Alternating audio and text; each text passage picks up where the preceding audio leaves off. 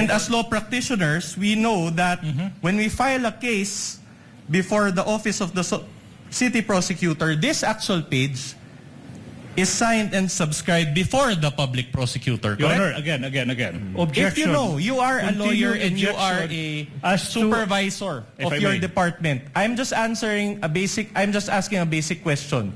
I am now- As a law practitioner, as a lawyer, you know that this IDF is signed and subscribed before the public prosecutor when you file a case, correct? If I may object, Your Honor, continuing objection as to the relevance of this series of Noted, questions. same Your Honor, please. ruling. Witness may answer if he knows. It says here, February 11, 2025.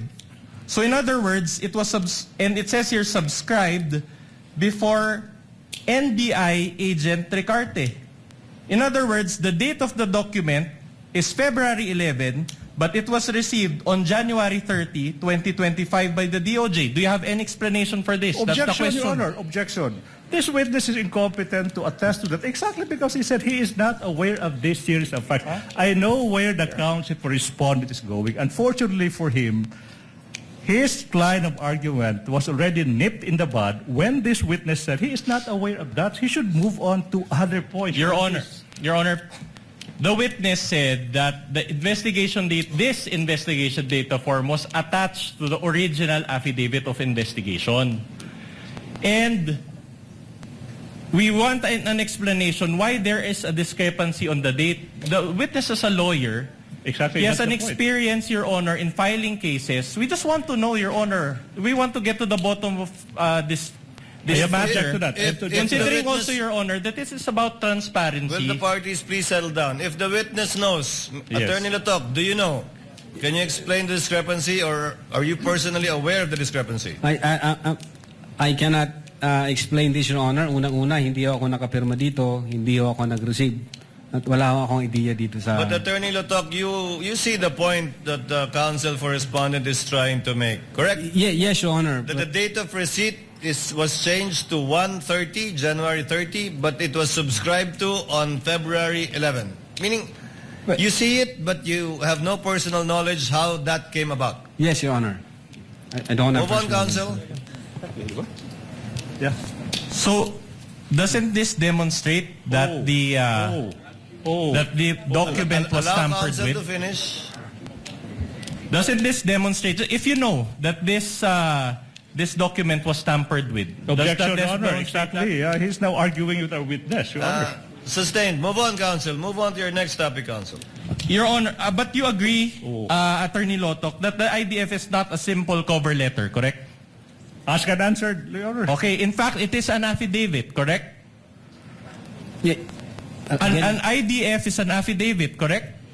An ID... I don't think so, Your Honor. It's not an affidavit, Your Honor. It's The investigation data form. not an affidavit. So you don't agree. So in other words, this certification part here, and with the subscribed and sworn to, it is for you. This is not an affidavit. Argumentative, Your Honor. Your Honor, I just Objection, made my argumentative. question more specific, Your Honor. There is a part here, subscribed and sworn to, and the witness is, I want to ask the witness if he considers this document as an affidavit despite this portion. What's the answer? Is it an affidavit or Attorney not? Latok, is this sworn to? Is this document sworn to? What's the title of the instrument again? Can you go up? Investigation data form, Your Honor. Is an investigation data form subscribed and sworn to by the person filing it? To your knowledge? Yes, Your Honor. There is subscribed and sworn to before this 11th day of February and signed by the administrating officer. Okay. And as law practitioners, we know that when we file a case before the office of the city prosecutor, this actual page is signed and subscribed before the public prosecutor, Your Honor, correct? again. If Objection. you know, you are a lawyer Continuing and you are objection a as to- supervisor If of I your may. department. I'm just asking a basic question. I am now- As a law practitioner, as a lawyer, you know that this IDF is signed and subscribed before the public prosecutor when you file a case, correct? If I may object, Your Honor, continuing objection as to the relevance of this series of Noted, questions. same Your Honor, please. ruling. Witness may answer if he knows. Again, Your Honor, before the prosecutor? Correct. In normal cases, the IDF is subscribed and sworn to before the public prosecutor, correct? Well, in this case, Your Honor, it was administered by Assistant Director Glenn Ricarte, Your Honor. Okay, I'm glad you pointed that out. Isn't Ricarte from the NBI? Yes, Assistant Director po siya. In other words, this is a DOJ document, but you made your subscription before an NBI agent. Isn't that supposed to be before the DOJ agent? But again, wala akong personal knowledge dyan sa details na yan, sir. Siguro tanungin nyo kung sino ho yung naka-affix ang signature. All right. dyan, sir. But what is worse, if I can direct Your Honor, your... objection. Another objection, Your Honor. You know, this council is in the habit of inserting, Your Honor, adding value if we to may what is otherwise. Just be allowed to continue, Your Honor. This is our time. We've given them enough leeway, Your Honor, after more than hours. Let him lay the basis of his question. Yes. All right. Can I direct your attention to the upper right portion of this IDF?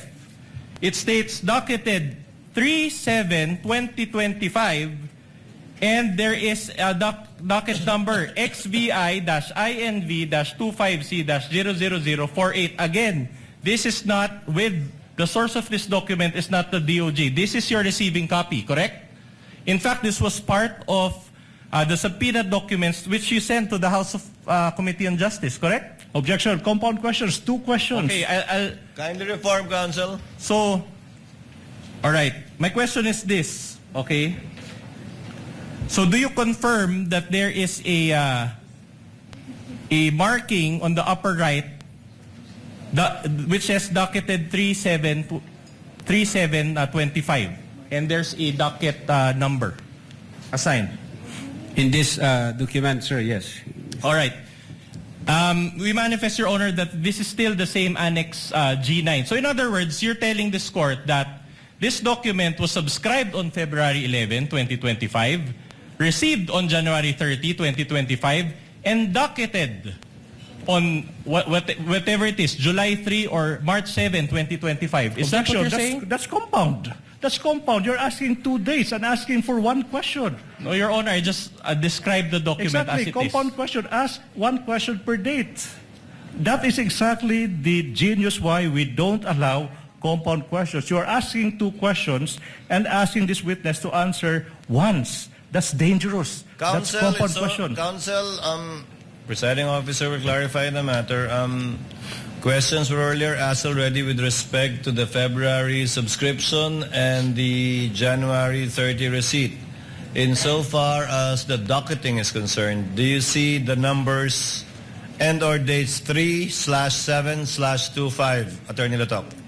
Yes, Your Honor, in this document, there is number 3/7/25.